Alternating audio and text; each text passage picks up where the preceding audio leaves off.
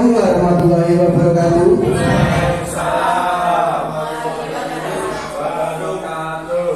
Selamat pagi Bapak Ibu semuanya. Yang terhormat Ibu Kepala Sekolah SDN Jeruk, Ibu Sustiani SPDSD. Yang terhormat Bapak Ibu Guru SDN Jeruk dan narasumber kita Bapak Hermawan.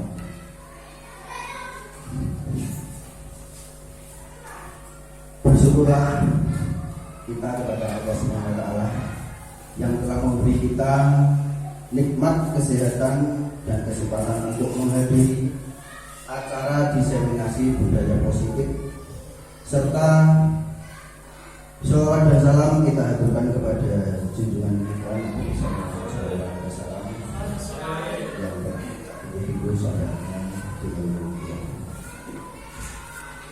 Saya Sumpari selaku moderator akan menyampaikan urutan jalannya kegiatan pagi hari ini. Yang pertama pembukaan, yang kedua sambutan dari Kepala Sekolah SDN Jeruk, yang ketiga penyampaian materi oleh narasumber kita Bapak Hermawan, yang keempat tanya jawab, yang kelima penutup. Baiklah, kita mulai saja sesi kegiatan ini. Yang pertama, mari kita bersama-sama ucapkan Bismillahirrahmanirrahim. Baik, kegiatan ini bisa kita mulai dengan Ibu Sustiani selaku Kepala Sekolah untuk menyampaikan hal-hal yang mungkin bisa menambah motivasi kita semua. Monggo Bu Sus. Assalamualaikum warahmatullahi wabarakatuh. Selamat pagi, salam damai dan sejahtera bagi kita semua. Pertama-tama mari kita selalu memanjatkan doa dan puji syukur kehadirat Tuhan Yang Maha Esa.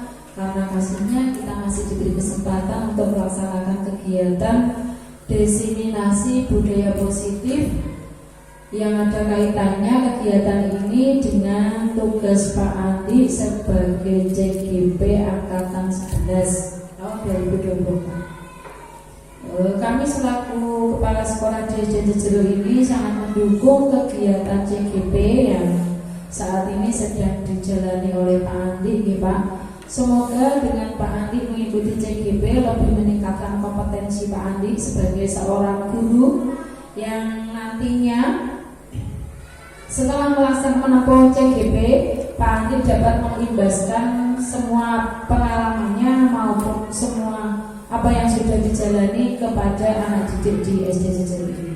Terutama diseminasi budaya positif, berbagi pemahaman dan praktek baik budaya positif ini. Semoga setelah melaksanakan kegiatan ini, Pak Andi akan mengimplementasikan hal-hal yang mungkin perlu disampaikan atau diimplementasikan dalam proses pembelajarannya kepada anak-anak di SDN Jeruk, sehingga kegiatan ini dapat bermanfaat terutama bagi keluarga besar SDN Jeruk maupun bagi anak-anak pada khususnya. Terus kegiatan ini semoga juga dapat menambah pemahaman anak tentang budaya positif yang mungkin saat ini anak-anak yang sudah paham, sudah tahu tentang budaya positif. Namun dengan adanya diseminasi ini akan lebih menguatkan Bapak Ibu terutama dan khususnya pada Pak Andi, lebih menguatkan lagi dalam proses penyampaiannya kepada anak didik. Kemudian ini nanti akan berlangsung sampai jam berapa nanti kegiatan ini? Sampai 10:30. Semoga kegiatan ini nanti dapat berjalan dengan lancar, berjalan dengan baik, dan hasilnya dapat kita rasakan dalam bentuk peningkatan kompetensi Bapak Ibu dan imbasnya kepada anak-anak lebih memahami, lebih mengetahui, lebih bisa lebih dalam lagi dalam belajar tentang budaya positif. Dan nanti mungkin Bapak Ibu guru akan juga dapat mengimplementasikan juga kepada anak-anaknya, anak-anak di SD ini. Mungkin itu yang bisa saya sampaikan. Apabila di dalam saya menyampaikan hal-hal yang ini tadi ada yang tidak berkenan di hati Bapak Ibu, dan semoga acara ini nanti dapat berjalan dengan baik dan lancar sehingga menghasilkan hasil yang sesuai dengan yang diharapkan oleh Pak Andi. Demikian akhir kata, wassalamualaikum warahmatullahi wabarakatuh. Terima kasih khusus selaku kepala sekolah yang sudah membuka kegiatan ini, memberikan motivasi kepada kita semua. Kemudian pemaparan materi oleh narasumber kita Bapak Andi Hermawan. Monggo Bapak Andi Hermawan.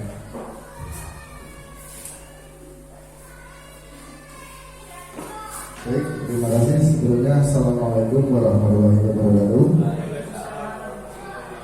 Selamat pagi Bapak Ibu guru di SD Jero. Yang terhormat Ibu Kepala Sekolah Asisten SD, yang terhormat Bapak Ibu guru SDN Jero. Pada pagi hari ini saya akan sedikit memaparkan tentang diseminasi budaya positif, yaitu berbagi pemahaman dan praktik baik budaya positif. Ini langsung saja ya. Untuk berikut ini adalah sedikit profil saya bersama fasilitator saya yaitu Bapak Taufik Mulyadi dan pengajar praktik saya yaitu Ibu Amelia Barabawina. Untuk sesi pertama yaitu berbagi pemahaman. Dalam budaya positif kita mengetahui ada 6 porsinya, yaitu yang pertama ada disiplin positif, yang kedua adalah teori motivasi, yang ketiga adalah kebutuhan dasar manusia, keempat adalah teori kontrol, 5 keyakinan kelas, dan yang keenam adalah segitiga restitusi. Nah, ini untuk bab yang pertama, sesi yang pertama itu budaya positif. Apa itu budaya positif? Nah, budaya positif itu adalah nilai-nilai, keyakinan dan kebiasaan-kebiasaan di sekolah yang berpihak pada murid agar murid dapat berkembang menjadi pribadi yang mandiri, kritis, penuh hormat dan bertanggung jawab. Nah, mengapa ada budaya positif? Apa sih budaya positif itu? Mengapa harus ada budaya positif? Nah, suasana positif sangat mendukung dalam menciptakan pembelajaran yang kondusif. Karena dengan suasana yang positif, murid dan guru akan menemukan suatu kondisi pembelajaran yang menyenangkan, sehingga proses pembelajaran dapat berjalan tanpa adanya suatu beban, tetapi menjadi suatu kebutuhan. Suasana positif juga akan membantu menggerakkan moral yang positif bagi murid, sehingga karakter murid tidak hanya terbentuk dari akademik atau intelektualnya saja, tapi juga dari lingkungan yang ada. Jadi dalam proses pembelajaran di sini ini sangat erat kaitannya dengan proses pembelajaran yang kita laksanakan di sekolah kita. Ada budaya positif, ya nantinya bisa kita imbaskan, kita implementasikan langsung di kelas agar nantinya apa? Kita sebagai pengajar dan peserta didik itu mendapatkan keseimbangan. Nah, nantinya peserta didik yang telah terbiasa dengan adanya budaya positif akan lebih mudah dalam menerima belajar yang kita bawakan. Untuk materi yang pertama yaitu ada disiplin positif. Nah, di sini terdapat beberapa pertanyaan pemantik untuk Bapak Ibu guru yang ada di sini. Yang pertama adalah apa yang ada di pikiran Bapak Ibu jika mendengar kata disiplin dalam 1 atau 2 kata. Terus yang kedua, cara apa yang pernah Bapak atau Ibu lakukan untuk menerapkan disiplin pada murid. Dan yang ketiga, apakah cara tersebut berhasil? Nah, mungkin di sini saya akan sedikit bertanya dengan Bapak Ibu yang ada di sini terkait tiga pertanyaan pemateri di sini. Mungkin ada pendapat dari Bapak Ibu yang ada di sini terkait ketiga pertanyaan pemateri di sini. Mungkin dari Pak Danu.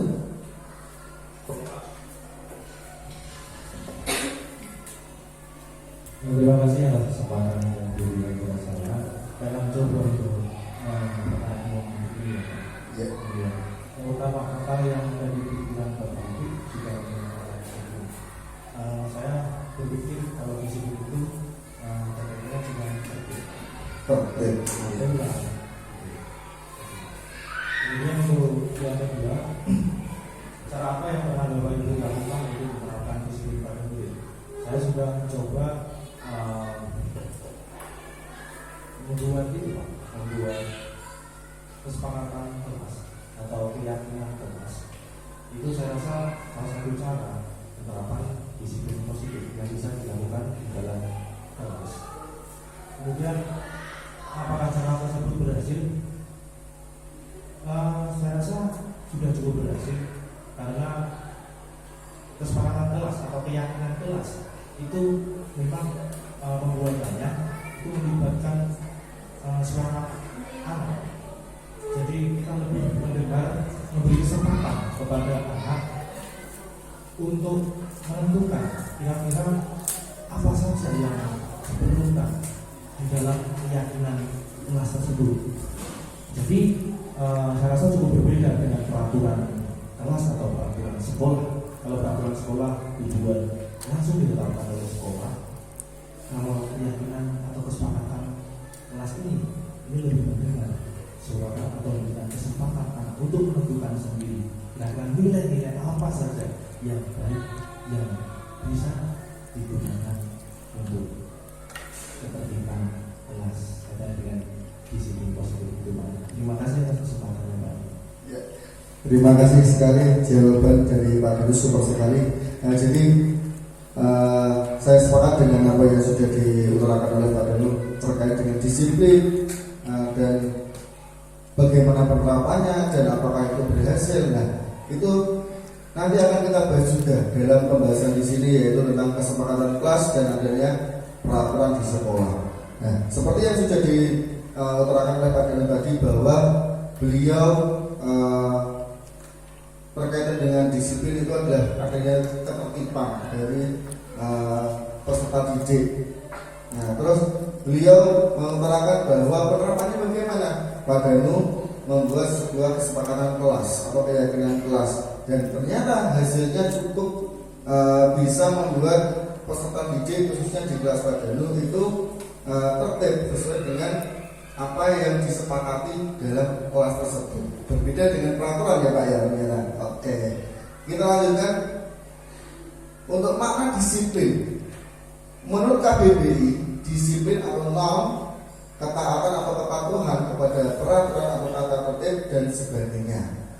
Menurut Dian Gausen dalam bukunya Returning School Discipline tahun 2001, disiplin berasal dari bahasa Latin yang disiplina, yang artinya belajar. Kata disiplin juga berasal dari akar kata yang sama dengan disiplin atau murid atau pengikut. Untuk menjadi seorang murid atau pengikut, seorang harus paham betul alasan mengapa mereka mengikuti suatu aliran atau ajaran tertentu, sehingga motivasi yang terbangun adalah motivasi intrinsik, bukan ekstrinsik. Nah, ini yang nanti perlu kita garis bawahi, yaitu motivasi intrinsik dan ekstrinsik pada diri peserta didiknya.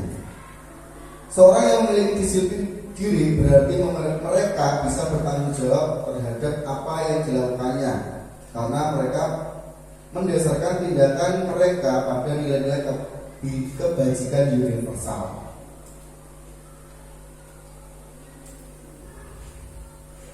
Nah, di sini terdapat urutan dari nilai-nilai disiplin tadi, yaitu disiplin diri, nilai-nilai kebajikan, dan motivasi intrinsik.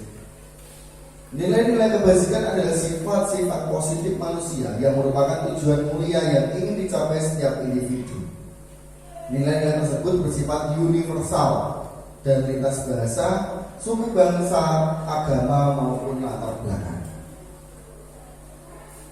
Terdapat sebuah bagian pada disiplin positif yaitu nilai-nilai kebajikan positif pada profil pelajar Pancasila. Seperti yang sudah kita ketahui bersama, dalam profil pelajar Pancasila terdapat 6 karakteristik yaitu benar, kritis, kreatif, beriman, bertakwa kepada Tuhan Yang Maha Esa, berakhlak mulia, mandiri, bergotong royong, dan berkebinekaan global. Nah, ini sudah seperti yang kita ketahui bersama-sama, pastinya Bapak Ibu guru sudah mengetahui, karena di sini saya yakin Bapak Ibu guru di sini semua adalah ibu guru dan bapak guru yang hebat, pastinya sudah mengimplementasikan hal-hal ini dalam proses pembelajaran di kelasnya masing-masing. Dalam segi kreativitas kita menanamkan yaitu gagasan orisinal, karya orisinal dan keleluasan berpikir. Jadi kita harus bisa menggali kreativitas seorang anak bagaimana. Karena kita dituntut untuk agar nantinya anak tersebut di kemudian hari mempunyai kreativitas yang nantinya bisa dikembangkan dan digunakan anak tersebut dalam kesehariannya. Yang kedua ada beriman, bertakwa kepada Tuhan Yang Maha Esa. Nah, ini kaitannya dengan akhlak beragama pribadi kepada manusia, kepada alam dan kepada bernegara. Nah, ini juga sangat penting. Menuju globalisasi nanti, menuju era globalisasi, modernisasi. Nah, ini juga harus kita tanamkan terlebih dahulu. Selalu kita ingatkan kepada peserta didik kita bahwasanya agama akhlak itu sangat penting. Jangan sampai nantinya jika ada perkembangan dunia modernisasi, anak-anak mengikuti terus-menerus modernisasi, tapi lupa akan akhlaknya. Itu yang sangat miris nantinya jika terjadi seperti itu.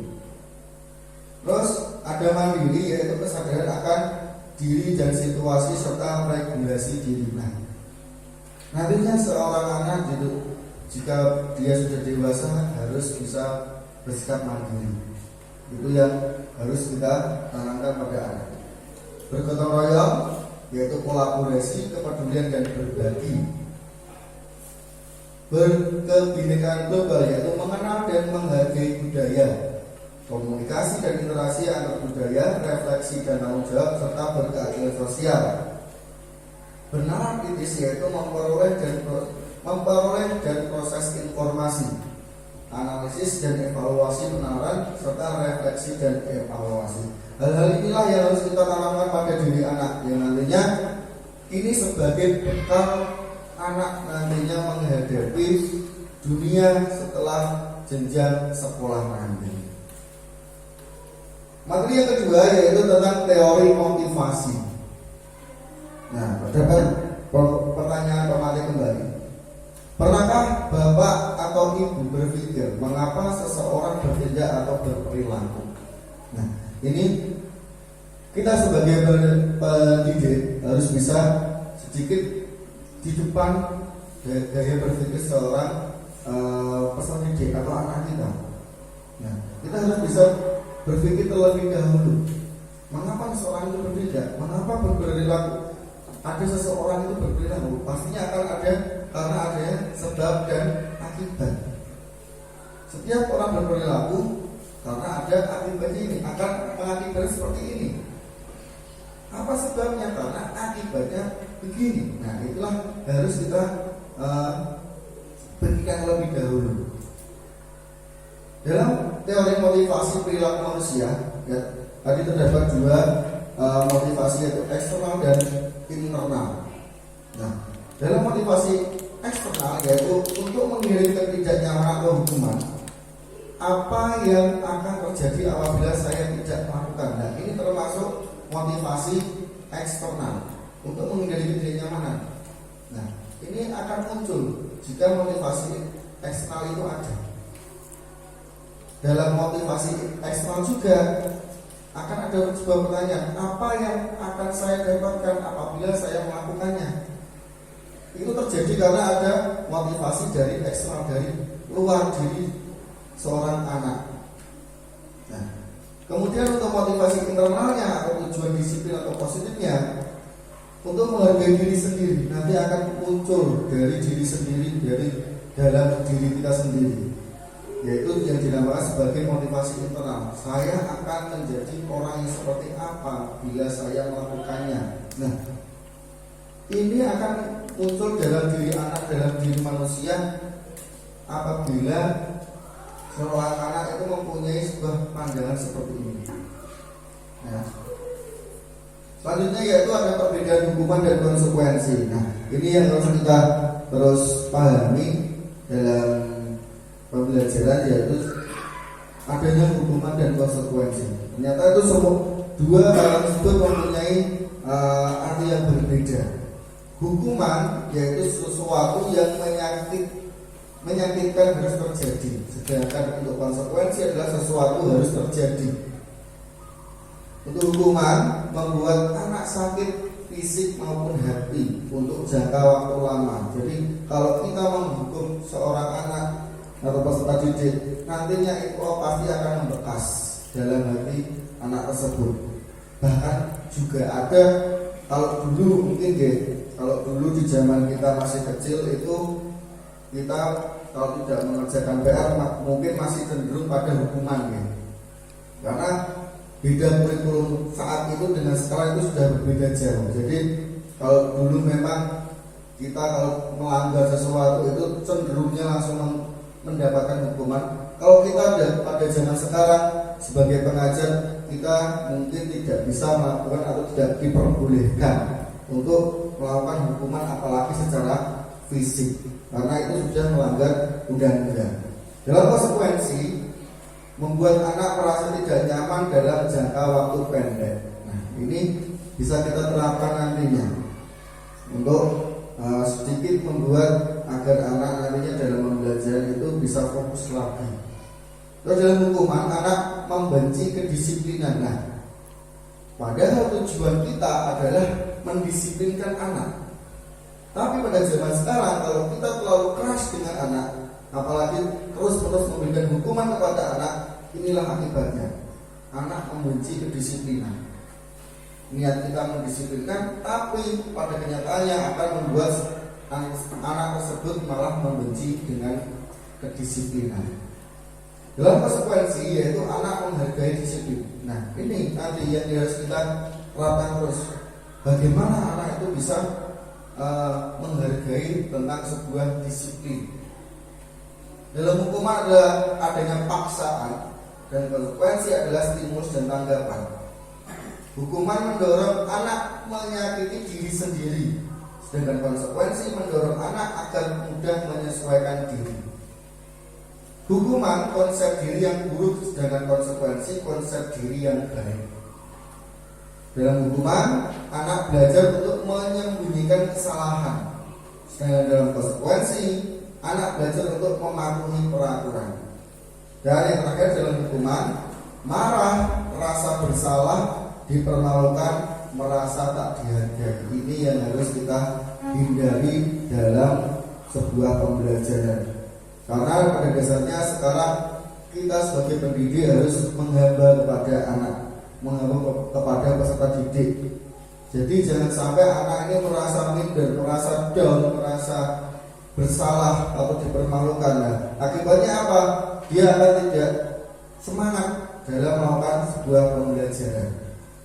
Terus dalam konsekuensinya, kehilangan hak, dibuat tidak nyaman, diasingkan untuk sementara atau tempoh. Ini adalah berlaku sementara dan tidak akan secara lama dirasakan oleh peserta didik. Nah, ini beberapa contoh tugas perbedaan hukuman dan konsekuensinya. Ya, ada beberapa tindakan guru dan ini nantinya masuknya berupa hukuman atau konsekuensi. Yang pertama yaitu mencatat 100 kali di dalam buku kalimat saya tidak akan terlambat lagi karena terlambat ke sekolah. Nah, ini adalah contoh dari sebuah hukuman. Kalau mungkin kita memberikan hukuman seperti itu, nah itu ini maksudnya sebuah hukuman. Mari memilih lapangan basket. Kalau kita tidak punya lapangan basket, mungkin lapangan bola yang lebih luas. Nah, itu juga termasuk jenis hukuman. Yang penting jangan lapangan golf, karena terlalu luas ya Bu ya. Oke, terus yang ketiga, murid diminta untuk push up 15 kali karena tidak menggunakan masker di sekolah. Itu mungkin waktu COVID kemarin atau pas sedang flu atau sedang mengalami sakit ringan, dan tidak murid tersebut tidak menggunakan masker, dan dia malah disuruh untuk push up. Nah, ini termasuk salah satu jenis hukuman. Terus menggantikan kertas tugas teman yang telah dicoret-coret. Nah, ini yang dinamakan salah satunya yaitu konsekuensi. Jika seorang anak melakukan kesalahan yang dia lakukan, tidak ada hukuman fisik atau yang mengakibatkan dia menjadi trauma. Nah, ini contoh dari konsekuensi. Terus membersihkan tumpahan air di meja tulis karena tersenggol pada saat belajar, juga termasuk salah satu contoh konsekuensi. Murid disuruh untuk tidak mengenakan sepatu seharian di sekolah karena tidak mengenakan sepatu hitam, termasuk salah satu hukuman. Dan yang terakhir, lari mengelilingi lapangan basket 2 kali karena terlambat 10 menit untuk pelajaran PJOK, termasuk salah satu konsekuensi. Nah, sebenarnya kita ketika anak berbuat salah itu kita tidak bisa memotivasi anak untuk menjadi baik. Kita hanya bisa menciptakan kondisi agar mereka bisa melihat ke dalam diri mereka. Kita seharusnya mengajari mereka untuk menyelesaikan masalah mereka dan berusaha mengembalikan mereka ke kelompok mereka dengan karakter yang lebih kuat. Nah, inilah yang harus kita lakukan pada sebuah pembelajaran saat ini. Jika seorang anak melakukan sebuah kesalahan itu, kita tidak bisa langsung secara serta-merta langsung mengejar mereka, menghakimi mereka saat itu juga, karena hal ini bisa mempengaruhi psikologis anak secara tidak langsung. Nah, ini jika psikologis anak sudah terpengaruh dari dini, nantinya pada perkembangan anak tersebut menuju kedewasaannya, anak tersebut pastinya memiliki sebuah cara pandang yang berbeda juga terhadap orang lain. Nah, itulah yang harus kita hindari pada saat ini. Jangan sampai anak merasa dalam sekolahnya saja dia sudah dikucilkan, apalagi di dunia luar. Jangan sampai seperti itu. Selanjutnya ada restitusi. Restitusi adalah sebuah proses menciptakan kondisi bagi murid untuk memperbaiki kesalahan mereka, sehingga mereka bisa kembali pada kelompok mereka dengan karakter yang lebih kuat menurut Goethe pada tahun 2004. Dan restitusi juga merupakan proses kolaboratif yang mengajarkan murid untuk mencari solusi untuk masalah mereka dan membantu murid berpikir tentang orang seperti apa yang mereka inginkan dan bagaimana mereka harus memperlakukan orang lain menurut Kelson Goethe tahun 1996. Nah, ini yang harus kita kembangkan dalam diri kita dan di sekolah kita terkait dengan restitusi. Jika seorang anak dalam atau peserta didik kita melakukan kesalahan, melakukan perbuatan yang tidak baik, kita tidak semestinya harus langsung saat itu juga memberi hukuman, tapi kita bisa melakukan sebuah restitusi. Dengan bagaimana kita mengajak ngobrol, kita ajak ngomong baik-baik anak tersebut. Materi yang ketiga yaitu kebutuhan dasar manusia. Kebutuhan dasar manusia ada 5, yaitu kebutuhan untuk bertahan hidup atau survival. Yang kedua, cinta dan kasih sayang atau love and belonging. Ketiga adalah kebebasan atau freedom. 4, kesenangan atau fun. Dan yang kelima adalah kekuasaan atau power. Kebutuhan yang pertama adalah kebutuhan untuk bertahan hidup. merupakan kebutuhan yang bersifat fisiologis untuk bertahan hidup, misalnya kesehatan, rumah, dan makanan. Ini salah satu kebutuhan primer. Contohnya ketika ada anak yang selalu meminta bekal makanan temannya, diketahui ternyata anak tersebut melakukannya karena lapar. Hal tersebut terjadi karena orang tuanya tidak memberikan bekal makanan untuknya. Nah, ini beberapa salah satu contoh yang terjadi terkadang dan sering mungkin ya, karena peserta didik kita beberapa memang ada yang berbekal dan ternyata tidak kita pungkiri, terkadang ada beberapa anak itu yang karena usil atau apa, dia meminta bekal anak temannya, meminta bekal temannya yang tadi sedang makan. Nah, ini beberapa ada faktor yang mendasari perbuatan anak tersebut meminta bekal temannya. Salah satunya yaitu kebutuhan untuk bertahan hidup. Mungkin kita bisa menarik sebuah garis merahnya, mungkin anak tersebut bisa saja mungkin anak tersebut usil karena mungkin sifatnya yang suka bercanda dengan temannya, bisa. Tapi ada satu kemungkinan yang bisa kita ambil juga, yaitu karena kebutuhan untuk bertahan hidup, karena mungkin dia dari rumah belum sarapan dan kebetulan di rumah itu orang tuanya belum masak, nah, dan tidak dibawa dikasih bekal oleh orang tuanya. Nah, itu bisa menjadi salah satu faktor, jadi salah satu sebab akhirnya anak tersebut di kelas meminta, baik itu terkadang ada yang secara paksa ataupun yang meminta dengan baik-baik. Terus yang kedua yaitu kebutuhan kasih sayang dan rasa diterima. Nah, ini baik anak-anak maupun dewasa pasti kita merasakan. Nah, seperti Pak Hendra mungkin kasih sayangnya lebih ya Pak ya.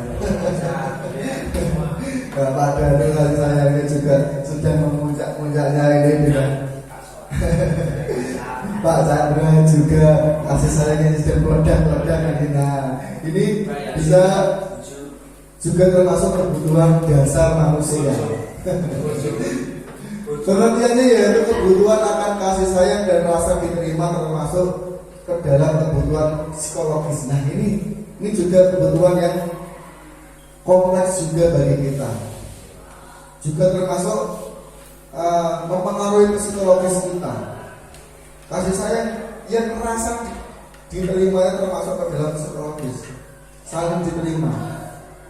Kalau yang satu menerima, yang satu tidak, nah itu yang bahaya ya Pak Arya. Nah, jadi harus kalau bisa kita mencurahkan kasih sayang kita ya harus saling menerima. Kalau salah satu tidak menerima ya, nah persebaran akhirnya, nah Padahal umumnya anak-anak yang memiliki kebutuhan dasar kasih sayang dan rasa diterima yang tinggi ingin disukai dan diterima oleh lingkungannya dengan baik. Nah, anak itu bisa nantinya ini berkaitan dengan sifat sebuah anak, seorang anak. Nantinya ini bisa membuat anak, contohnya anak yang sering caper. Nah, seperti Pak Ari mungkin ya Pak ya. Pak Ebra juga mungkin. Nah, anak yang sering caper ini mungkin dia ada kemungkinan kurangnya sebuah rasa kasih sayang.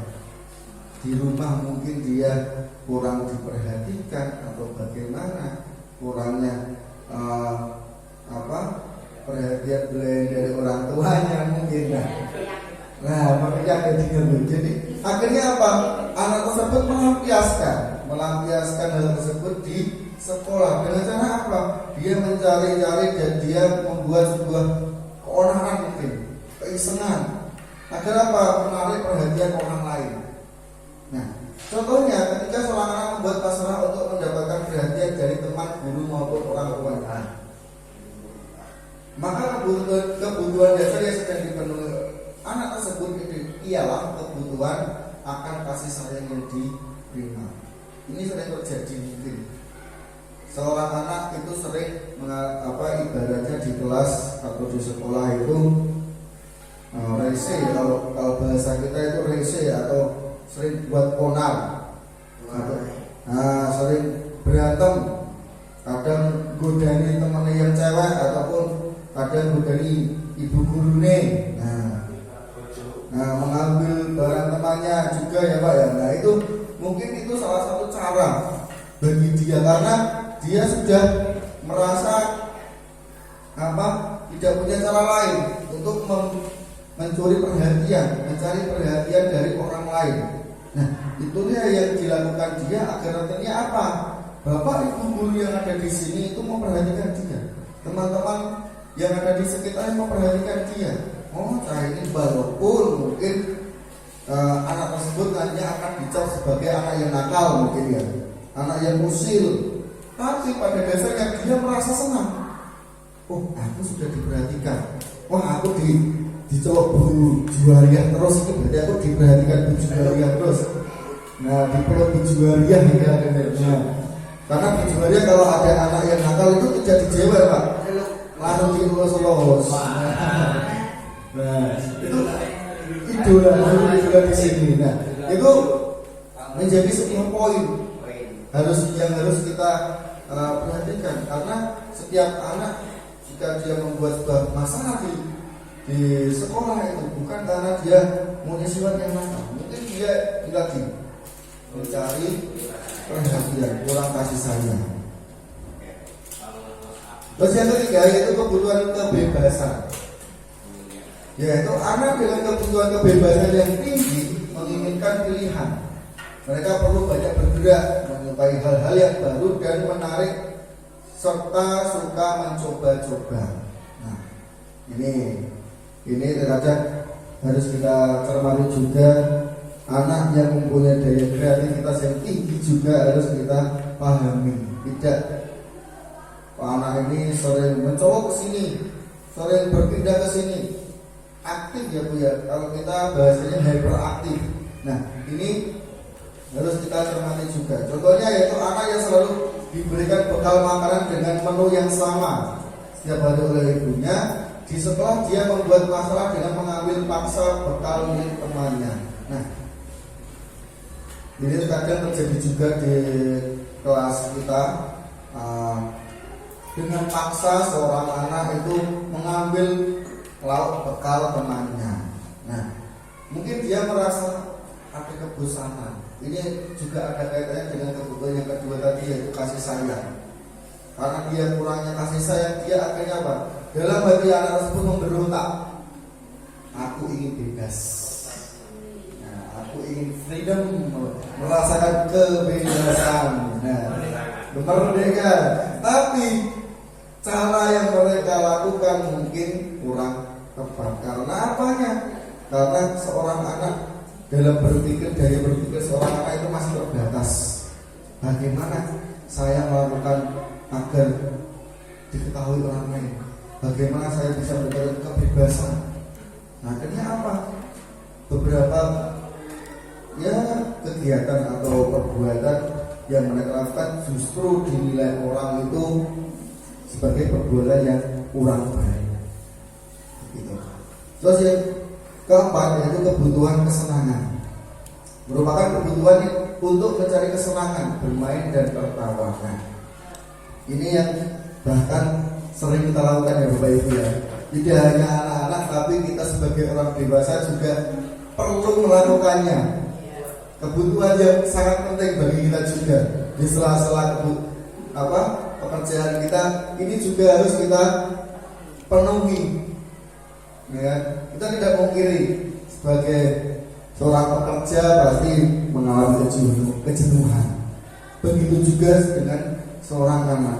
Meskipun dunia anak itu adalah dunia bermain, mereka juga mempunyai kewajiban harus belajar. Tetapi seorang anak pasti memiliki kriteria masing-masing.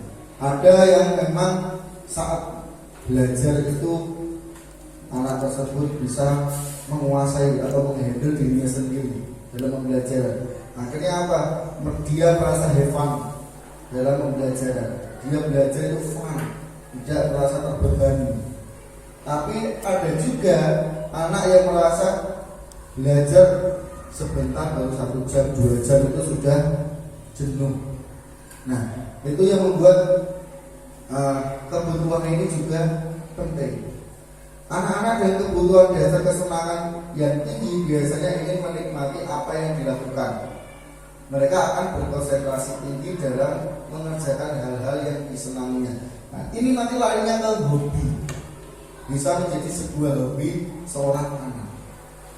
Di sela-sela kesibukan atau di sela-sela tugas sekolah, anak pasti ingin melakukan kesenangan yang ia inginkan. Contohnya dalam pelajaran PJOK. Nah, itu salah satu pelajaran yang bisa dibilang pelajaran yang ditunggu-tunggu anak. Favorit ya Pak ya? Favorit atau favorit Pak? Favorit. Karena pelajaran tersebut bisa dibilang 1 minggu sekali dan jam pelajarannya juga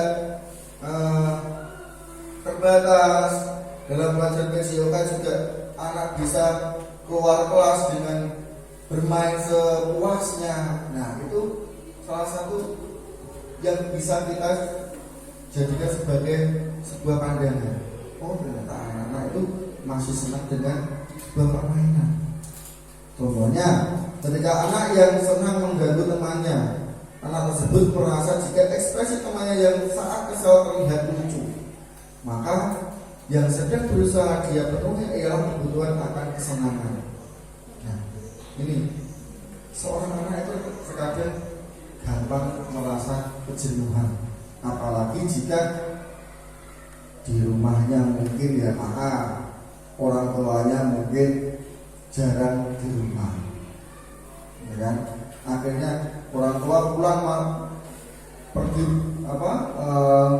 kerja pagi, pulangnya malam, akhirnya jarang berkomunikasi. Akhirnya apa? Anak tersebut sudah mulai jenuh sendiri dengan dunianya. Akhirnya apa? Dia lampiaskan di sekolah dan dia mencari kesenangan yang lainnya. Yang kelima yaitu kebutuhan penguasaan. Anak-anak yang memiliki kebutuhan dasar akan penguasaan yang tinggi biasanya selalu ingin menjadi pemimpin. Mereka juga suka mengamati sebelum mencoba hal baru dan merasa kecewa bila melakukan kesalahan. Mereka juga biasanya rapi dan sistematik dan selalu ingin mencapai yang terbaik. Nah, ini ada juga beberapa anak yang mempunyai sifat-sifat seperti ini. Dia ibaratnya dari sejak dini sudah mempunyai sebuah sifat sebagai pemimpin, mempunyai naluri pemimpin. Yang lainnya dia akan terus selalu. Biasanya anak seperti ini mempunyai rasa ingin tahu yang tinggi. Karena apa? Dia ingin tahu dan ingin tahu terus. Penasarannya tinggi ya Pak ya.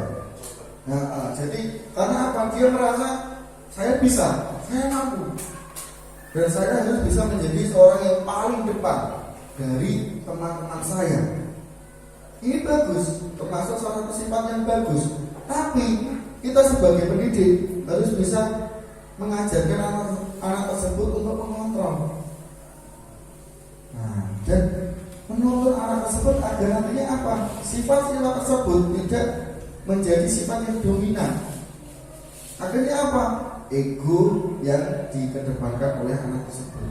Nah, tugas kita sebagai pengajar atau pendidik menuntun agar anak tersebut yang sekiranya mempunyai sifat-sifat seperti ini harus bisa kita ajak untuk bisa mengontrol egonya. Oke, kamu bisa. Oke, kamu mampu. Tapi di sampingmu itu masih ada teman-temanmu yang harus juga kamu kasih kesempatan seperti itu. Contohnya apabila ada anak yang merasa hebat setelah mengganggu temannya karena teman-temannya menjadi kuat dan menuruti keinginannya, maka anak tersebut sedang berusaha memenuhi kebutuhan dasarnya akan kekuasaan. Nah, ini juga terkadang ada anak yang mungkin dalam kesehariannya dia merasa dia kuat, dia merasa bisa sendiri, berkuasa, akhirnya muncul premanisme di sekolah. Nah, ini harus kita hindari. Di sekolah kalau ada premanisme, kita ajak gurunya aja takut sama preman ya Pak ya. Jadi jangan sampai ada premanisme, bullying yang ada di sekolah kita. Setiap anak mempunyai hak dan kewajiban yang sama dalam belajar, dan apapun yang ada di sekolah ini semuanya sama. Terus untuk materi yang kelima yaitu teori kontrol. Nah, sebelum teori kontrol kita ice breaking dulu. Udah agak ngantuk nih. Agak ngantuk ya Bu ya. Mungkin saya bisa minta bantuan ya, salah satu bapak atau ibu guru di sini untuk ke depan. Pak Iqbal ya? Pak Iqbal ya Pak. Pak, kita bantu. Gak apa-apa. Kita bantu ke depan ini Pak. Kita, moga Bapak Ibu kita berdiri dulu, ice breaking sebentar untuk melemaskan otot dan membuat fresh kembali jika kita. Dulu situ Bu, moga Bu, ayo Bu, biar nanti Bu, ayo Bu.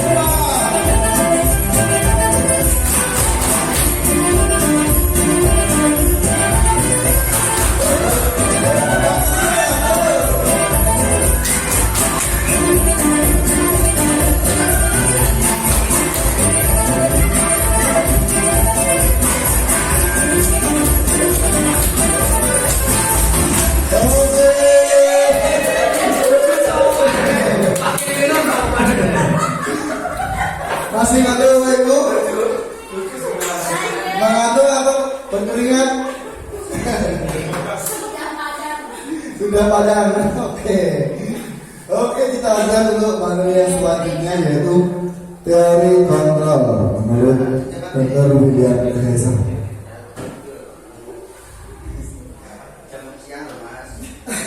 Yang pertama yaitu ilusi guru mengontrol murid. Pada dasarnya kita tidak dapat memaksa murid untuk berbuat sesuatu jikalau murid tersebut memilih untuk tidak melakukannya. Walaupun tampaknya guru sedang mengontrol perilaku murid. Dan hal demikian terjadi karena murid sedang mengizinkan dirinya dikontrol. Terus yang kedua, ilusi bahwa semua penguatan positif efektif dan bermanfaat. Penguatan positif atau bujukan adalah bentuk kontrol. Segala usaha untuk mempengaruhi murid agar mengulangi suatu perilaku tertentu adalah suatu usaha untuk mengontrol murid tersebut. Yang ketiga adalah ilusi bahwa kritik dan membuat orang merasa bersalah dapat menguatkan karakter. Menggunakan kritik dan rasa bersalah untuk mengontrol murid menuju pada identitas gagal. Mereka belajar untuk merasa buruk tentang diri mereka.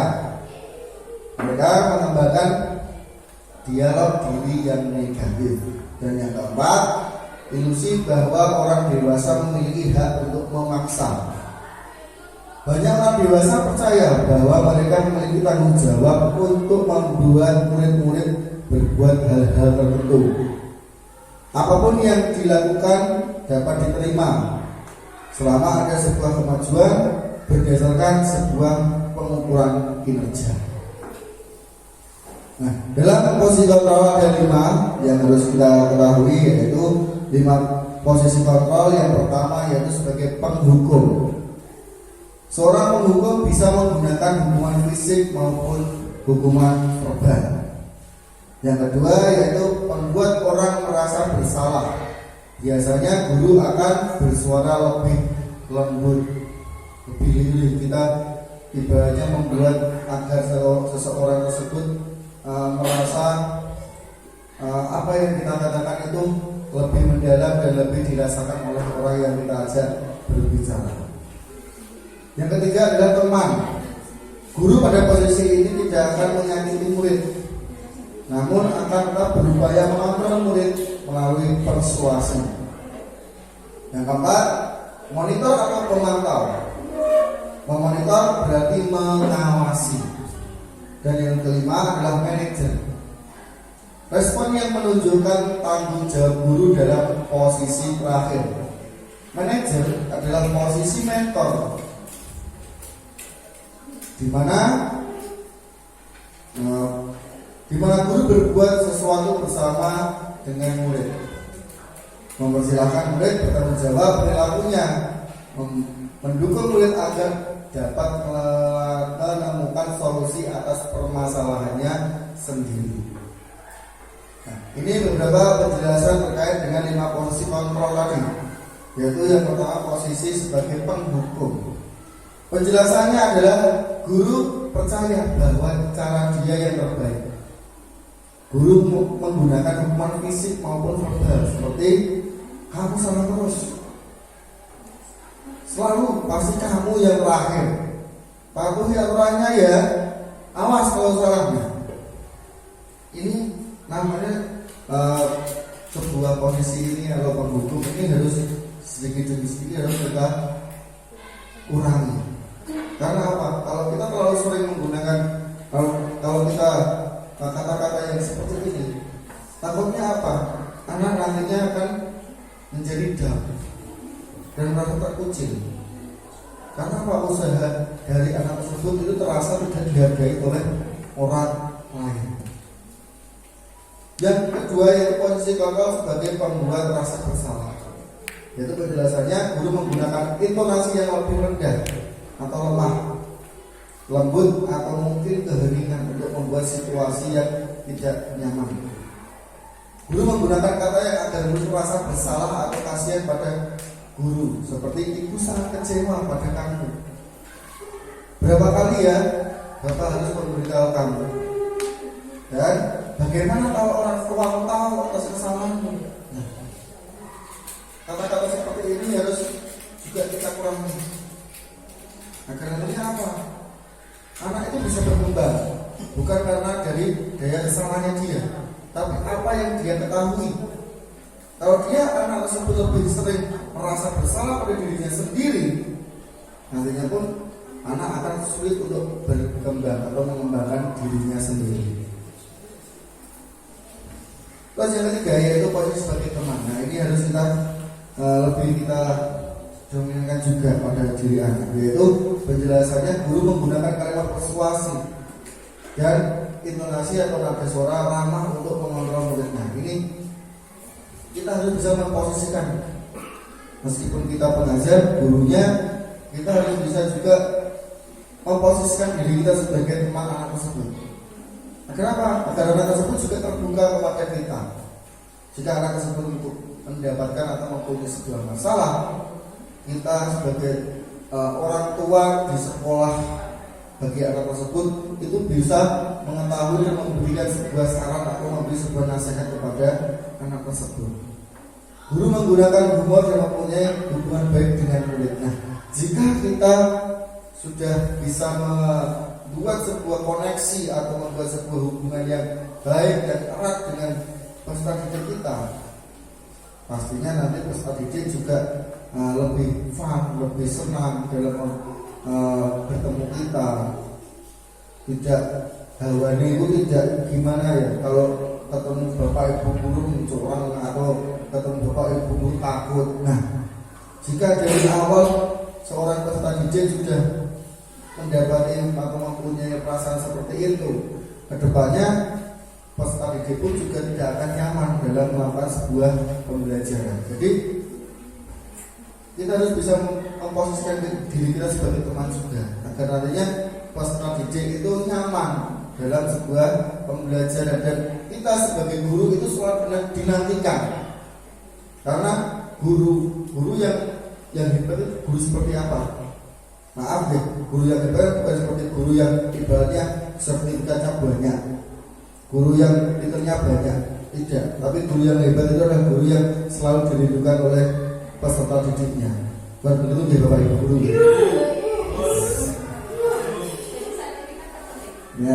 Ya agak penting guru. Sertifikat agak penting, tapi kalau memang dalam belajar memang nah, mungkin itulah yang harus kita lakukan. Terus yang selanjutnya yaitu menggunakan kalimat yang positif dan jenaka. Nah, ini yang sering terjadi di sini karena Bapak Ibu guru di sini kebetulan memang suka humor, jadinya sering melakukan pembelajaran yang serius tapi ada humornya. Jadi pembelajaran itu santai tapi anak paham dan mengerti pembelajaran yang dimaksud itu seperti apa, materi yang diajarkan bisa semua. Nah ini yang harus kita contoh dari Bapak Ibu guru yang ada di sini, Bapak guru hebat, Ibu guru hebat juga yang ada di sini, harus kita kembangkan terus menerus seperti itu. Terus yang selanjutnya yaitu posisi sebagai pemantau. Guru selalu mengawasi murid dan bertindak sesuai pada peraturan sekolah yang konsekuensinya. Ini meskipun kita mengajar dengan gaya santai, gaya humor, tapi kita harus tetap bertindak sesuai apa aturan yang ada di sekolah kita. Sesuai tupoksi kita sebagai seorang pengajar harus bisa menjadi seorang pendidik bagi peserta didik kita. Terus menggunakan data, catatan, dan perhitungan yang digunakan sebagai bukti atas perilaku seseorang. Nah, kita pasti punya data tentang peserta didik kita, baik asal-usul dari keluarganya ataupun statistik tentang data murid tersebut. Nah, itu bisa kita gunakan sebagai acuan agar nantinya dalam proses pembelajaran itu kita bisa mengklasifikasikan, bisa membuat sebuah tatanan karakter anak tersebut. Terus mengingat konsekuensi saat terjadi pelanggaran seperti peraturannya apa yang telah kamu lakukan, konsekuensinya apa ya. Nah, itu secara umum yang bisa kita gunakan saat seorang anak melakukan sebuah kesalahan. Terus yang kelima adalah posisi sebagai manajer. Penjelasannya yaitu guru mendukung murid untuk menemukan solusi atas permasalahannya sendiri. Guru mempersilahkan murid mempertanggungjawabkan perilakunya. Guru mendukung murid untuk merdeka, mandiri dan bertanggung jawab, serta menggunakan restitusi untuk mengajak murid menganalisis keadaan untuk memperbaiki kesalahannya dengan kalimat-kalimat yang lebih dapat diterima oleh peserta didik. Nah, saat ini kita harus bisa melakukan sesuatu ibaratnya dalam pembelajaran siswa kita, hukuman-hukuman yang semestinya ibaratnya berdampak fisik atau verbal harus kita kurangi. Kita bisa menggantinya dengan metode restitusi, yang dimana itu akan lebih berpihak kepada anak, dan pastinya anak itu tidak akan mendapatkan sebuah trauma yang besar yang nantinya bisa mengganggu perkembangan anak tersebut. Yang kelima yaitu tentang keyakinan kelas. Ini adalah materi yang kelima pada bagian ini, yaitu keyakinan kelas. Mengapa keyakinan kelas? Mengapa tidak peraturan kelas saja? Mengapa kita memiliki peraturan tentang penggunaan helm pada saat mengendarai kendaraan roda 2 atau motor? Terus mengapa kita memiliki peraturan tentang penggunaan masker dan mencuci tangan setiap saat? Apa yang terjadi? Nah, seperti yang sudah sedikit disinggung oleh Pak Banu tadi di awal pada pertanyaan tematik yang berkaitan dengan peraturan dan keyakinan kelas. Mungkin nanti kita bahas lebih mendalam lagi tentang keyakinan kelas. Peraturan itu mungkin yang lebih luas arahnya yang ada di sekolah. Nah, nanti akan ada keyakinan kelas juga yang mungkin lebih spesifik akan kita gunakan di masing-masing kelas kita juga. Keyakinan kelas adalah nilai-nilai keselamatan atau kesehatan, atau kesehatan inilah yang kita sebut sebagai suatu keyakinan, yaitu nilai-nilai kebajikan universal yang disepakati secara tersirat dan tersurat, lepas dari latar belakang suku. Nilai-nilai kebajikan menekankan pada keyakinan seseorang akan lebih memotivasi seseorang dari jalan. Seseorang akan lebih tergerak dan bersemangat untuk menjalankan keyakinannya daripada hanya sekedar mengikuti serangkaian peraturan tertulis tanpa makna. Nah, dalam artinya keyakinan kelas ini berarti nantinya disepakati, dibuat dan disepakati oleh anggota kelas kita masing-masing, dan nantinya harus dijalankan oleh masing-masing orang yang sudah menyepakatinya. Seperti contoh, kita buat kesepakatan dalam kelas kita. Nah, kesepakatan kelas itu dibuat dengan metode yaitu kita mengajak seluruh anggota kelas kita, terutama murid-murid yang ada dalam kelas kita, untuk membuat sebuah keyakinan. Hal-hal apa saja yang harus kita yakini, harus kita sepakati, yang nantinya dalam kelas itu harus kita laksanakan bersama-sama.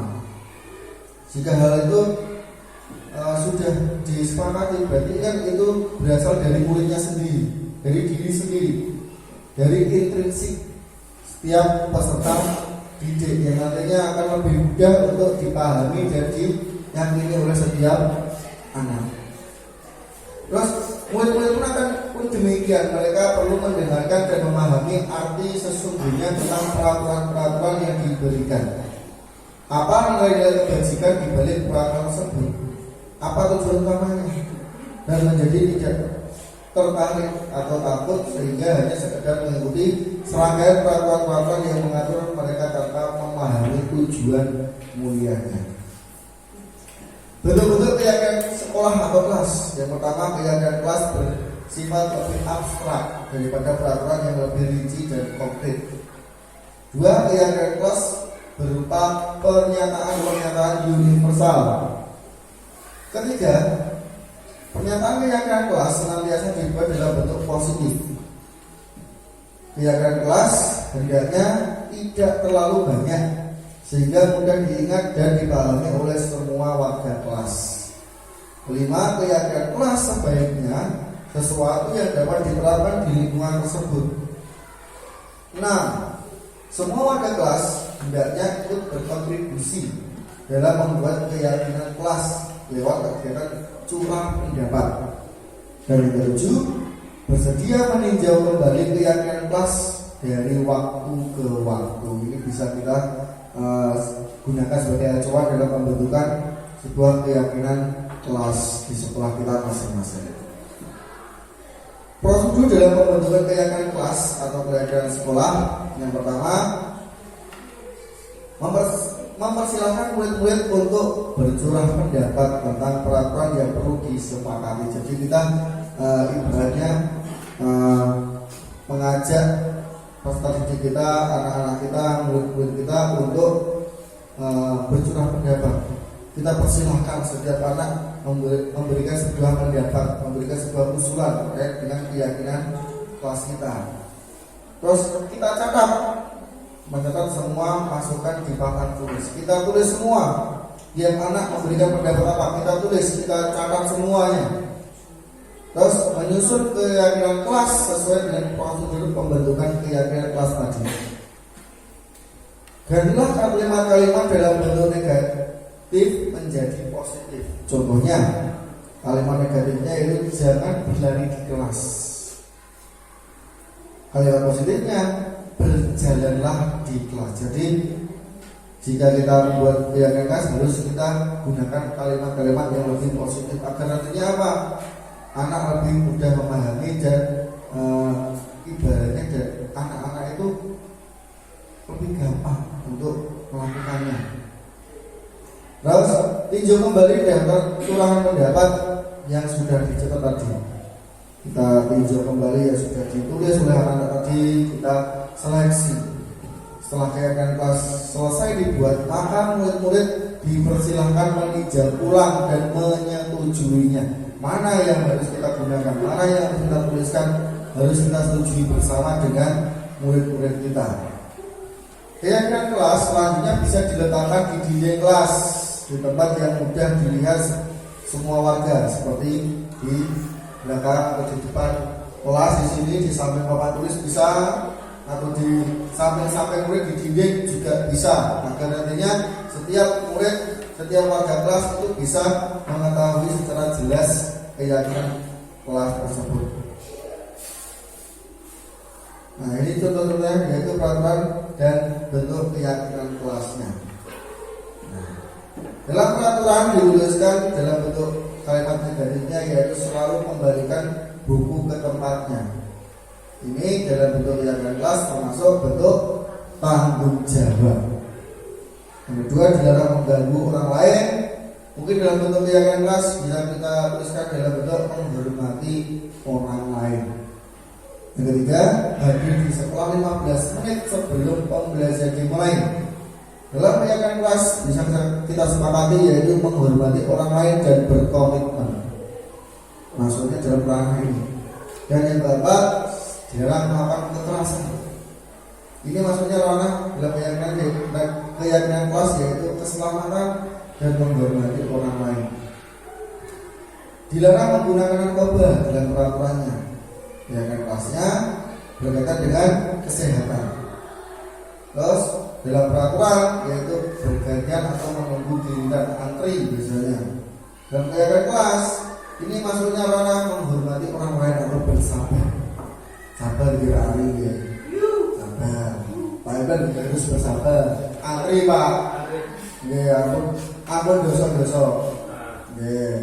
Kalau ini jangan berlari di kelas atau koridor. Ini kaitannya dengan keselamatan dan keamanan. Materi yang keenam yaitu segitiga restitusi. Ayo mengingat apa yang dimana dengan restitusi. Proses menciptakan kondisi bagi murid untuk memperbaiki kesalahan mereka, sehingga mereka bisa kembali pada kelompok mereka dengan karakter yang lebih kuat. Jadi kita mengingatkan, kita membuat agar anak tersebut, kita menciptakan sebuah kondisi agar anak tersebut bisa mengingat kembali, memperbaiki kesalahannya dari diri mereka sendiri, ya, jadi intrinsik mereka sendiri. Proses kolaboratif yang mengajarkan murid untuk mencari solusi untuk masalah mereka dan membantu murid berpikir tentang orang seperti apa yang mereka inginkan,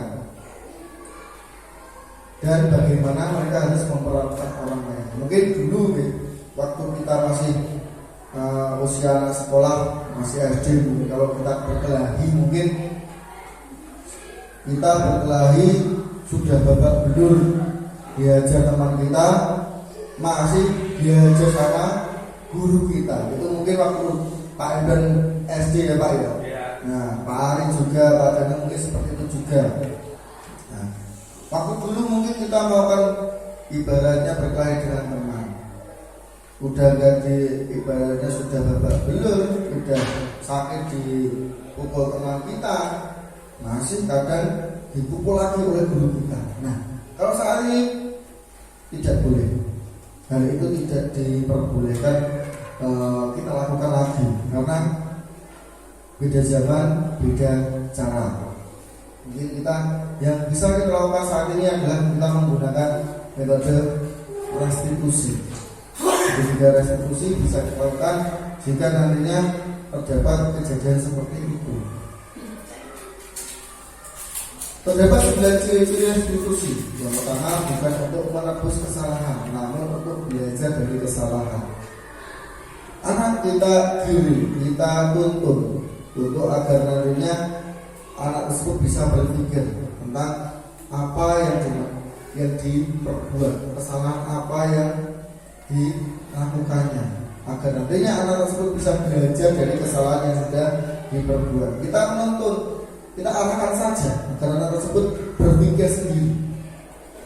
Yang kedua, memperbaiki hubungan. Nah, ini harus kita tuntun juga agar nantinya hubungan antar teman bisa kembali membaik lagi. Terus tawaran bukan paksaan. Kita tawarkan kepada anak tersebut. Nah, bukan memaksa. Kamu harus seperti A, seperti B, seperti C. Tidak, kita tidak bisa seperti itu. Jaminan. Harus kita tawarkan, harus kita tuntun agar nantinya pemikiran anak itu berkembang, kreatif sendiri. Terus restitusi menuntut untuk melihat ke dalam diri. Kelima, restitusi mencari kebutuhan dasar yang mendasari tindakan. 6.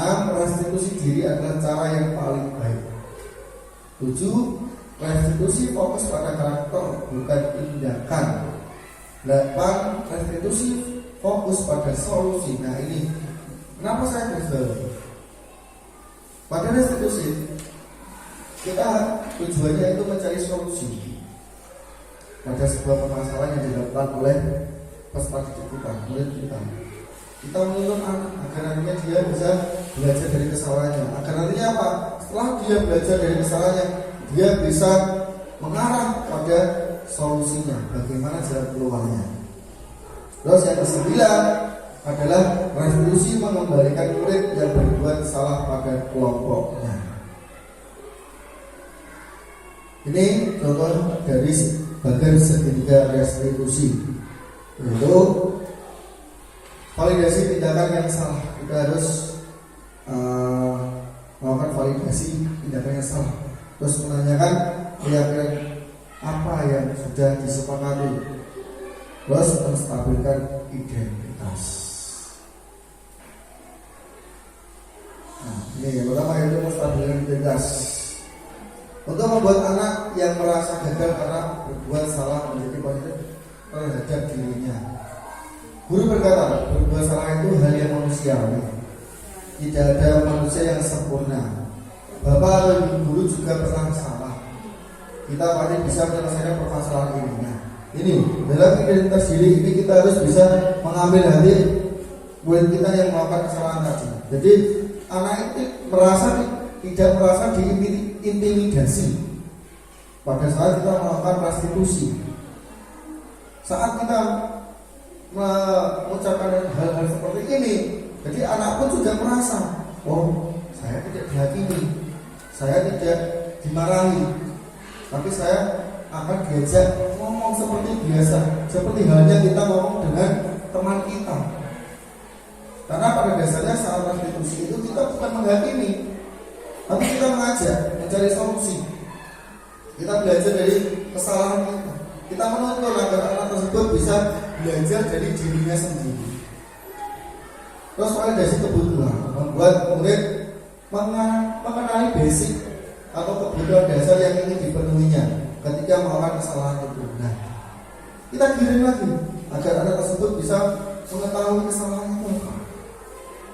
Pada dasarnya setiap tindakan manusia tujuannya adalah memenuhi kebutuhan dasar. Apakah itu penguasaan, kebebasan, kasih sayang, kesenangan, atau bertahan hidup. Kamu bisa saja melakukan hal yang lebih buruk, tapi kamu tidak melakukannya kan itu contohnya. Kita bisa sebagai guru menggunakan kalimat seperti itu. Jadi kita itu kasarnya kalau di bahasa bongbong ya dia, kita bongbong murid dulu. Agar nantinya apa murid itu saat kita melakukan restitusi itu murid merasa nyaman, tidak merasa diintimidasi, tidak merasa dikucilkan atau bahkan merasa dimarahi. Tapi kita harus bisa membuat murid tersebut bisa bercerita dengan perasaan yang tidak tertekan seperti itu. Lalu yang kemudian menanyakan keyakinannya. Anak melihat kesalahannya dihubungkan dengan norma sosial dan nilai-nilai yang mendasari manusia berinteraksi dengan orang lainnya. Setelah ini baru kita menanyakan tentang keyakinan yang telah disepakati. Kita keyakinan yang ada pada kelas atau di sekolah kita kaitkan dengan apa yang sudah terjadi tadi.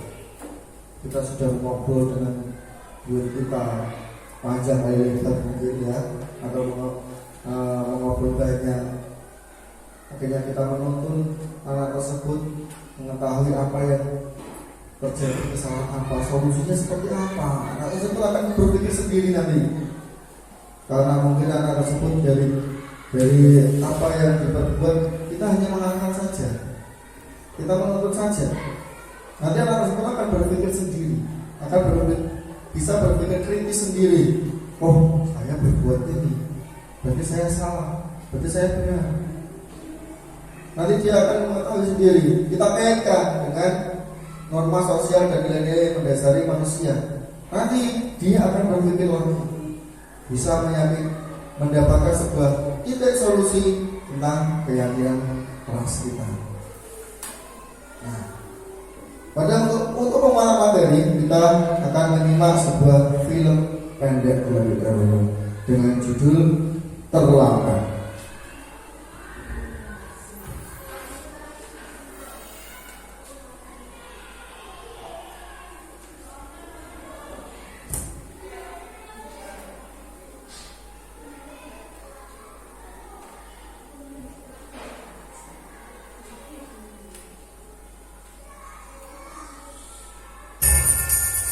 Ibu sudah pernah bilang kan sama kalian semua, kalau ibu sengaja mengambil jam pertama untuk mata pelajarannya ibu, untuk melatih kalian disiplin. Kalian tahu kan peraturannya ibu? Kalau ibu tidak akan mulai pelajaran kalau masih ada yang terlambat. Kalian tidak apa? Hah? Dan yang mendengar kan?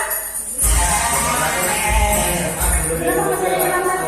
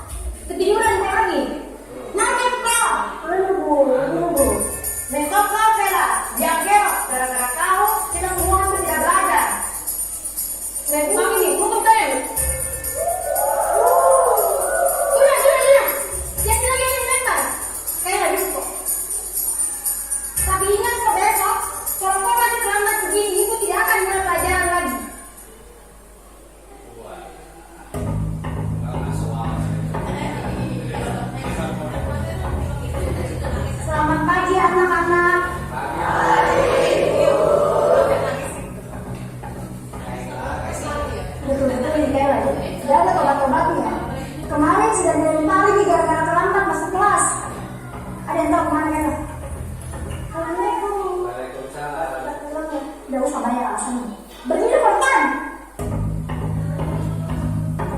Sepanjang pelajaran cuma ini, kok berhenti terus depan?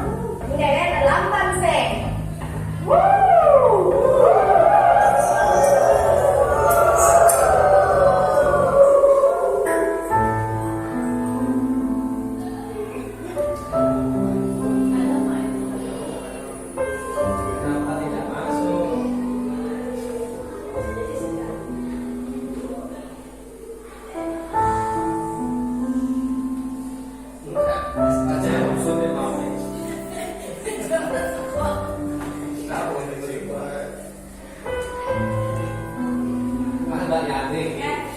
Sudah 1 jam lebih ini kayak ada datang. Kira-kira dia tahu kemana kayak? Mungkin hari ini tidak masuk ibu, karena aku tidak kasih surat orang tuanya.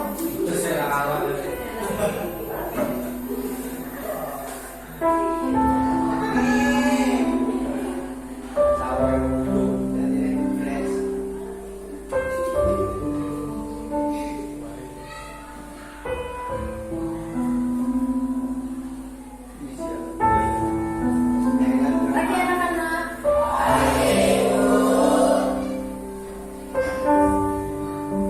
Masuk kok Kayla. Udah terlambat mau lagi.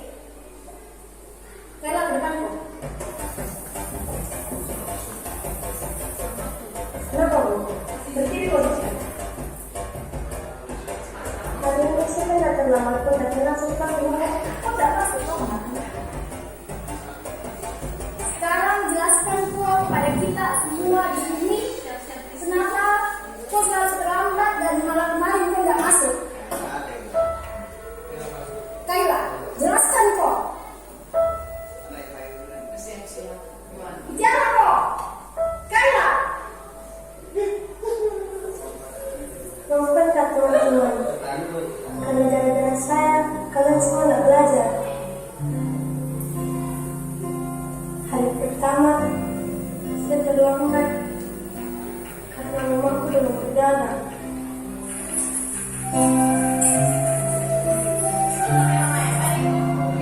Terus sekarang saya ke rumah sakit sebelum saya ke sekolah.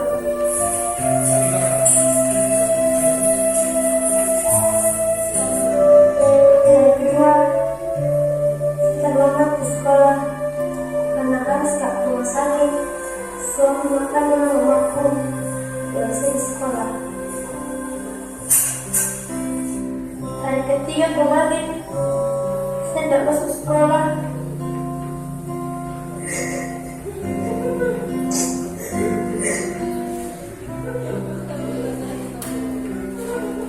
Aku hadirmu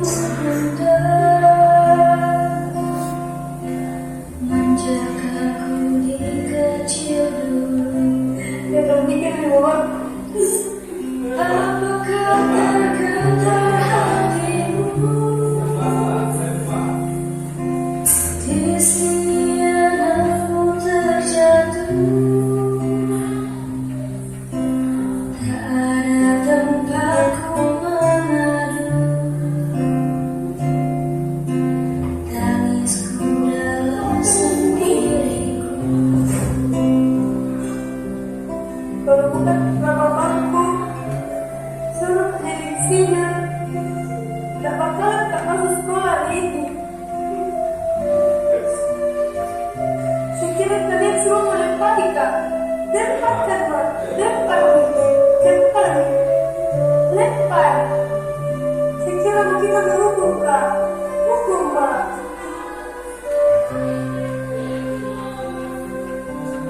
Apakah tergetar hatimu? Di sini anakmu terjatuh. Rinduku hadirmu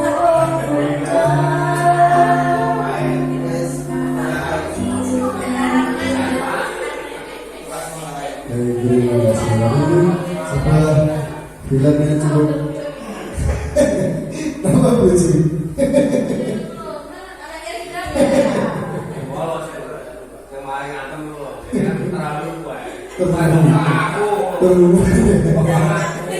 Jadi dia harus jadi Pak Hendra, mungkin nggak apa-apa ya Pak.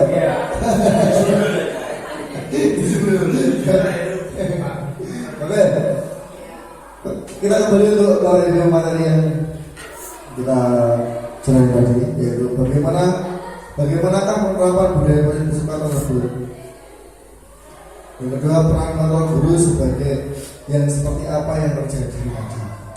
Terus kebutuhan dasar apa yang diinginkan siswa tersebut. Apa sudah ada keyakinan kelas yang dibuat dan guru sudah menerapkan seketika revolusi atau belum. Jadi video tersebut tadi, pertanyaan ini mungkin bisa kita jawab bersama-sama dengan Bapak Ibu guru yang di sini. Jadi pertanyaan pertama, bagaimanakah penerapan budaya positif di sekolah tersebut? Apakah sudah ada budaya positif yang ada di video tadi? Kalau kita pahami dan cermati, mungkin budaya positif yang ada di sekolah tadi belum terlihat, belum ada terlihat budaya positif yang diterapkan pada sekolah tadi. Ya Bapak Ibu ya. Terus yang kedua, peran kontrol guru yang seperti apa yang terjadi? Nah, penghukum mungkin tadi yang kita lihat adalah peran kontrol sebagai penghukum. Seorang guru harusnya bisa lebih bijak dalam melihat situasi dan kondisi seorang peserta didik kita, bukan hanya serta-merta dari apa yang dia lihat itulah yang dia yakini. Kita harus bisa menelisik dulu. Kita harus bisa melihat dulu kondisi anak tersebut bagaimana, alasannya seperti apa. Nah, itu harus kita cari terlebih dahulu. Terus kebutuhan dasar apa yang diinginkan siswa tersebut? Apa kebutuhan dasar yang diinginkan? Apa yang diperlukan? Pastinya ada kasih sayang. Apalagi setelah dia kehilangan ibunya atau orang tuanya, pasti itu akan sangat berat. Kita sebagai orang pasti sangat berat. Terus apa sudah ada keyakinan kelas yang dibuat? Kalau dari kejadian tersebut pastinya belum ada keyakinan yang telah dibuat pada kelas tersebut. Guru sudah menerapkan segitiga restitusi atau belum? Belum pastinya, karena serta-merta dia langsung melakukan sebuah hukuman pada anak yang terlambat. Itu pastinya memperlihatkan bahwa seorang guru tersebut belum melakukan segitiga restitusi. Sesi kedua yaitu berbagi praktik baik. Yang pertama yaitu pembuatan keyakinan kelas. Nah, keyakinan kelas yaitu nilai keamanan, kedisiplinan, tanggung jawab, dan keberhasilan.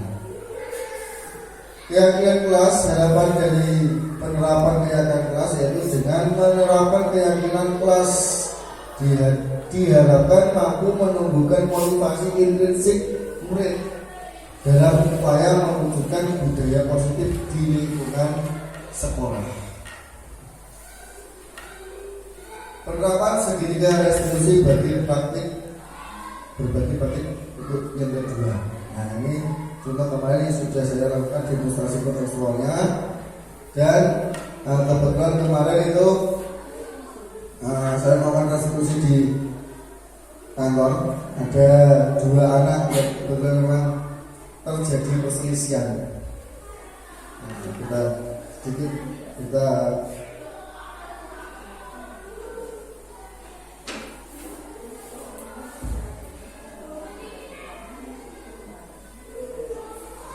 memang tidak ada backsoundnya tadi, tapi bisa.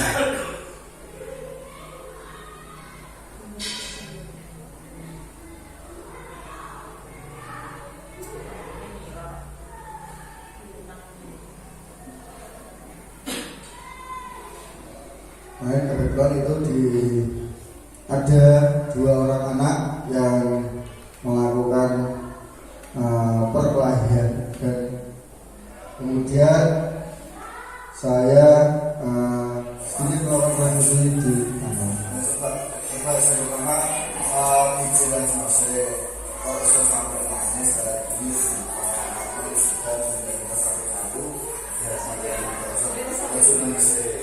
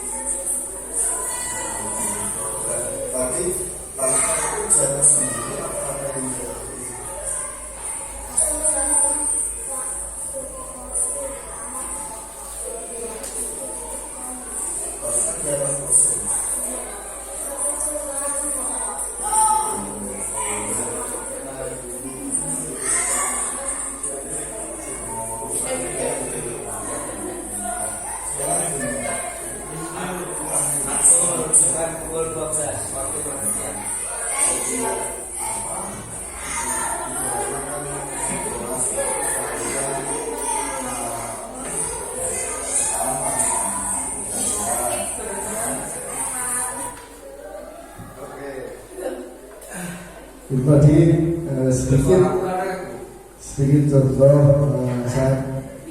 saya melakukan restitusi kepada peserta didik yang kebetulan itu melakukan sebuah kemarin itu berkelahi dari juara tersebut.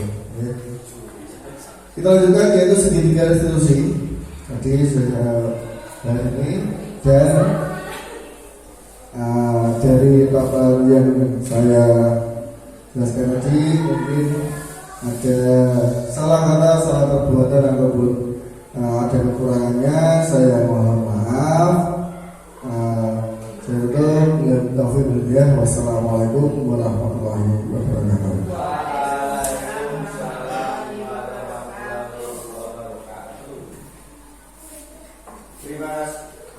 Terima kasih kepada sumber kita, Bapak Andi Hermawan. Tepuk tangan buat Pak Andi.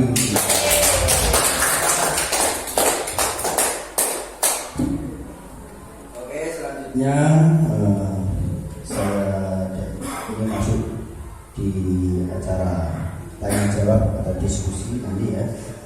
Saya buka dan pertama untuk 3 pertanyaan kepada audiens saya persilakan.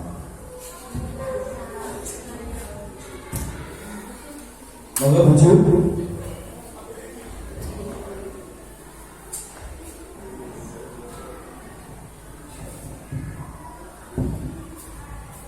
Baik, terima kasih Pak Ali atas waktunya.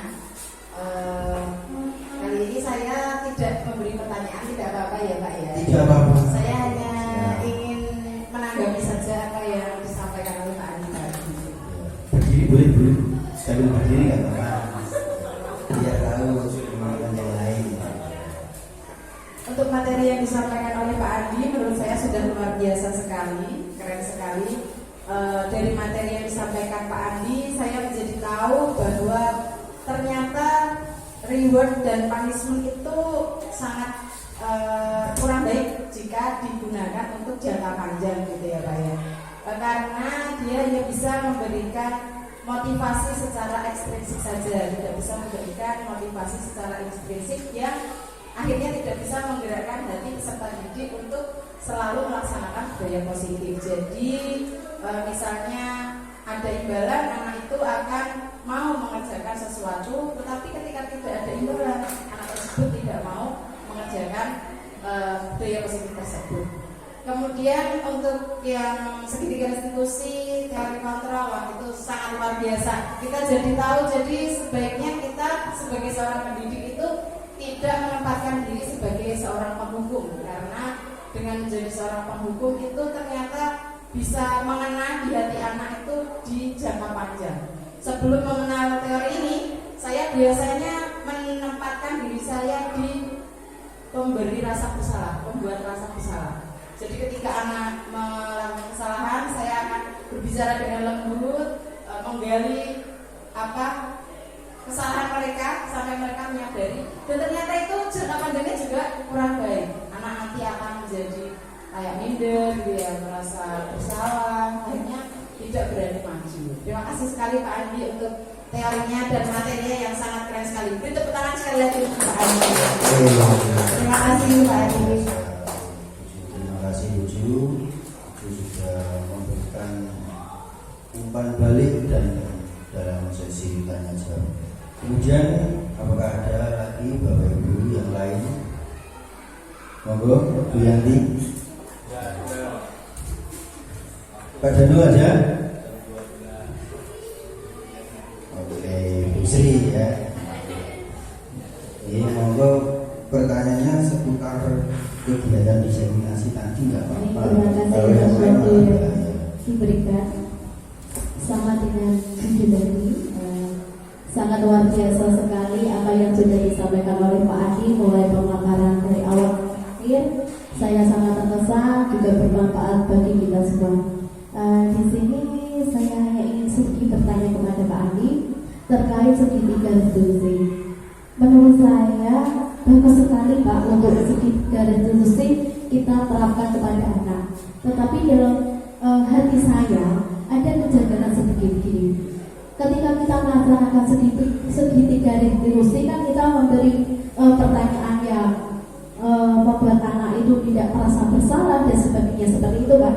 Nah, apakah nanti anak itu tidak berpikir gini, alah Pak Guru kok boleh gitu? Apakah seperti itu? Dan apakah semua permasalahan itu harus diterapkan untuk penyelesaiannya harus diterapkan dengan segitiga restitusi? Demikian dari saya Pak, terima kasih. Baik, terima kasih dari pertanyaan dari Bu Sri terkait dengan segitiga restitusi. Jadi kalau menurut saya memang tadi ya sudah saya sedikit paparkan tentang segitiga restitusi. Untuk setiap kegiatan nantinya memang kita bisa melakukan pembahasan ataupun penyelesaian sebuah masalah di kelas itu menggunakan segitiga restitusi. Dan nantinya kalau takutnya kita dalam kelanjutannya itu anak menjadi berpikir apa, kita bisa melakukan kegiatan-kegiatan yang melanggar peraturan, melanggar keyakinan. Nah, itu nanti jatuhnya adalah fungsi dari keyakinan kelas yang sudah kita buat. Nah, nanti kalau anak sudah mengetahui dan memahami tentang adanya sebuah keyakinan kelas, nah kalau kita sudah pernah melakukan restitusi dengan anak tersebut, nantinya lama-lama anak tersebut akan bisa berpikir positif dan menggunakan budaya positifnya. Anak pasti bisa berkembang. Seiring berkembangnya zaman, berkembangnya karakter seorang anak, nanti pasti seorang anak itu bisa memposisikan dirinya sendiri. Nah itu karena dalam segitiga restitusi nanti kita kan juga memberikan sedikit stimulus, memberikan pengetahuan kepada anak. Kita sebagai posisi kontrol itu ada tadi baik saya dan lima sebagai penghukum, sebagai teman dan lain sebagainya.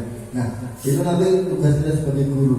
Kita harus bisa menuntut agar anak tersebut bisa memahami konsep dasar dari sebuah keyakinan kelas, dan nantinya anak tersebut bisa memahami tentang dirinya sendiri, dan akhirnya muncullah motivasi di dalam dirinya, yaitu motivasi intrinsik yang nantinya bisa anak tersebut memahami. Saya sudah ibaratnya dikasih kesempatan oleh Bapak Ibu guru di sini. Saya berbuat salah tapi kok ternyata tidak dihukum, tidak ada hukuman. Justru saya malah diajak ngobrol, diajak menyelesaikan sebuah masalah. Nah, dari cara kita itu nanti tergantung cara kita melakukan restitusinya. Kalau kita bisa mengambil hati anak tersebut, kita bisa ibaratnya percaya, oh pasti ini anak ini di kelanjutannya pasti akan ada perubahan. Nah, mungkin itu jawaban dari saya, Putri. Terima kasih. Oke, terima kasih teman-teman buat Bu Sri dan Pak. Apakah ada lagi yang ingin bertanya? Kalau tidak ada, kita cukupkan kegiatan pada hari ini. Terima kasih kepada narasumber kita Bapak Adi Hermawan yang sudah memberikan materi-materi yang sangat menurut saya sangat berkelas sekali. Ya. Oke, dari kegiatan tadi dapat kita simpulkan yaitu budaya positif itu sangat penting dalam kegiatan di sekolah, terutama di tingkat sekolah dasar. Jadi ada anak-anak yang mempunyai sifat dan karakter yang berbeda-beda dan bagaimana cara guru itu menyelesaikannya, yaitu yang disampaikan tadi dengan cara restitusi. Oke, terima kasih. Saya ucapkan terima kasih kepada seluruh peserta atas antusiasnya dalam mengikuti diseminasi budaya positif. Kurang lebihnya saya sebagai moderator tentunya banyak tutur kata yang kurang berkenan di Bapak Ibu semuanya. Saya mohon maaf yang sebesar-besarnya. Wassalamualaikum warahmatullahi wabarakatuh.